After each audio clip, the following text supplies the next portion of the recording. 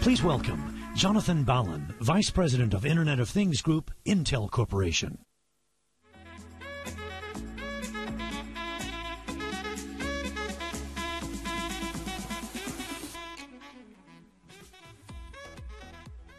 Thank you. It's great to be in Singapore. Thanks to Bloomberg for the Sooner Than You Think event. It's been a fantastic program this morning, and I'm looking forward to bringing it home before we break for lunch.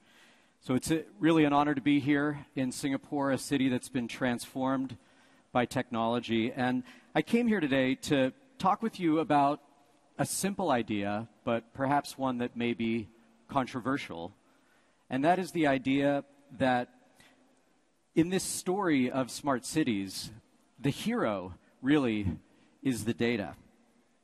And we're really embarking upon a technology-led transformation that's underway that will catapult our lives and our cities from being simply smart, which has been our effort over the last decade, to being intelligent.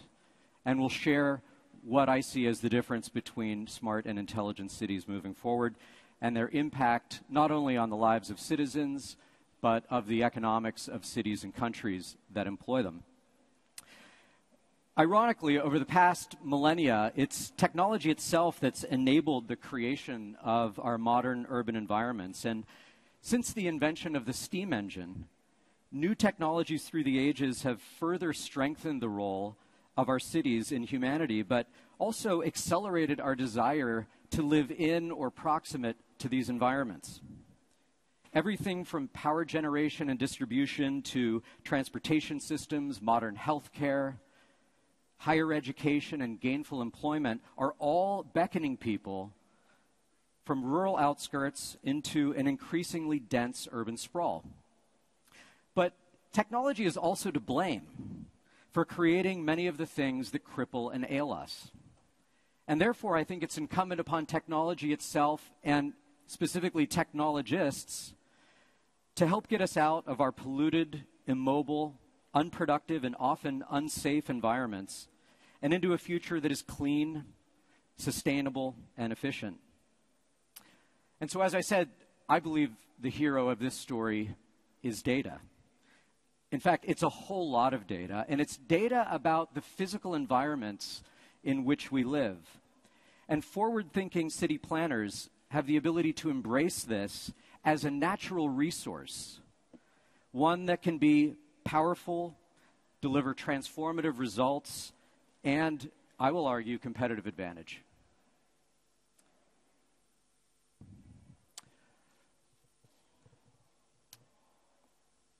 As we travel around the world, and I'd like to showcase a couple of cities that are really on the forefront of embracing the journey from unconnected to connected, and then to intelligent systems, and eventually to a software-defined, autonomous, intelligent future.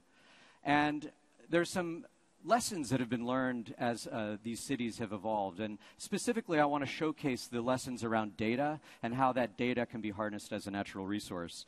Starting first here in Singapore, 50 years ago, when it became an independent country and had little natural resources. Remarkably, 50 years later, in a single generation, Singapore is now leading the world across many dimensions. The strategy over the last 50 years has been to invest in Singapore's primary natural resource, which is its people. Since that time, Singapore now has the single best education system in the world, and not just measured by traditional subjects such as mathematics and science, but also by creative problem solving. We now have a well-educated and sophisticated Singapore that has embraced technology as a tool to achieve competitiveness by raising productivity and transforming industries locally. Today, Singapore is arguably the information and technology hub of Asia Pacific. It's a regional base for most of the world's top technology companies, including Microsoft, Cisco, Amazon, and Google, as well as scores of startup companies, many of which we've heard from today. It connects the region with 15 submarine cable systems, delivering over 100 terabytes of data per second. and houses more than 50% of the data center space in Southeast Asia. The technology industry here is booming, with revenue growth averaging in the mid-teens for the last decade to over $200 billion, and currently housing over 150,000 technology professionals. The talent base will certainly grow as the Smart Nation initiative gains speed. In Singapore, Smart Nation and the idea of smartness refers more to how well the society engages and uses the technology to solve problems, rather than simply the complexity of the technology itself. Effectively, citizens, rather than the technology, are ultimately at the heart of Singapore's Smart Nation initiative. And while other cities have embraced technology to become smarter, perhaps no one has embraced its populace in the journey as Singapore has. And it's working. Recently, Juniper Research published their Global Smart City Performance Index, aiming to measure how technology saved time for people and impacted and improved their quality of life. Remarkably, but not surprisingly, Singapore scored #1 in all 4 categories: mobility, health, safety, and productivity. For years, Singapore has looked around the world for best practices and has essentially become a net importer of technology, voraciously picking up best practices from other cities and bringing it home. It wasn't long before you ran out of practices from other cities and began developing your own innovative solutions, too many to name here. But I would argue that Singapore is now prepared to be a net exporter of smart city technology for the rest of the world. As we look to Europe, Barcelona is one of the cities that went smart years ago, and they've been at the forefront of this journey for all Europeans. Many of Barcelona's city services are connected, incorporating smart sensors and big data analytics into everything from parking and public transportation to trash collection, air quality, and parkland irrigation. But being a smart city is not a process or a journey. It's rather a destination. And after many initiatives and much acclaim, Barcelona felt that it needed to move its smart city to the next level of digital transformation. Smart Cities 3.0, as it were, requires these services to be connected to each other, with data available to the whole city, not siloed away. So they've embarked over the last year of building a new city platform, one that fuses data from multiple sources into a common operating system, in effect, with a Barcelona digital city database that connects citizens to the city government and enables them to better utilize a broad set of data being generated. Over time, the ability to fuse data from multiple sources should provide the next level of insight and productivity. Turning to the US, a town where I grew up, San Diego, is where Intel has been partnering with GE and AT&T on the development and rollout of smart streetlights across the city. There are several thousand smart streetlights deployed to date, and they accomplish many things. Of course, because they're LED, they save about 60% in energy costs, but they also use cameras to identify available parking spots and assist with both vehicular as well as pedestrian traffic. Perhaps most compelling is that the city has made much of its data public to academic institutions and developers who are allowed to build applications on top of this data platform and to help city planners do things like find which intersections are the most dangerous based on near crashes rather than actual accident information. Coming back to this part of the world, Kuala Lumpur has decided to adopt Alibaba's CityBrain cloud service, which has been used for the last few years in Hangzhou. And Kuala Lumpur plans to apply this centralized artificial intelligence service to problems like emergency response and traffic. This CityBrain allows city planners and government to think deeply and make decisions from a myriad of data sources. And what I like about it is that it's an early application of AI and computer vision technology applied to a city service that can be more responsive by learning from experiences not just those in Kuala Lumpur, but based on models that have been trained in Hangzhou. Is it ironic or justifiable that technology is being used around the world to make urban environments more livable, when it was technology that accelerated the growth of modern cities and the problems it creates in the first place? 100 years ago, we had only 12 cities worldwide with populations greater than 1 million people. Today, there are over 500. And as we know, that's accelerating. Here in Southeast Asia, cities are expanding at a much quicker pace than the global average, with another 90 million expected to urbanize over the next decade. 50 years ago, there were 3 metro areas with at least 10 million people: Tokyo, New York, and Mexico City. Today, there are 31. And in 10 years, the UN forecasts there will be 14 cities with at least 20 million people. By 2050, there will be close to 10 billion people on the planet. They're being born into cities and increasingly moving there from rural locations for better education, better jobs, better health care, and a better quality of life. With this explosion in population and density comes many problems, much of them caused by the very technology that was supposed to help. Cars are an easy target for being massively inefficient. Beyond the incredible traffic jams and pollution, they cost citizens an average of 50 hours per year per person of wasted time. Jakarta is the extreme example. With a population of over 30 million people, it was recently reported as the city with the world's worst traffic, where the average person spends 22 days a year sitting in traffic. Along with power plants, combustion engine cars and trucks can contribute as much as 70% of air pollution in a city, with air pollution being a big deal. Currently, 95% of the world's population suffers from poor air quality, and it kills over 6 million people a year, making it the fourth largest cause of death worldwide. India and China, of course, are leading the way. Advances in energy efficiency haven't kept up or been adopted as quickly as the pace of population explosion, and as a result, today, as much as 80% of global energy use is consumed by urban environments. This lack of efficiency has fueled a technology-accelerated decline in many cities, as competitiveness suffers from lagging infrastructure that can't keep up. McKinsey has estimated that in Southeast Asia alone, $7 trillion of investment in infrastructure and real estate will be required to support sustainable growth. So, what is the root of this problem? The problem is that smart in smart cities isn't good enough.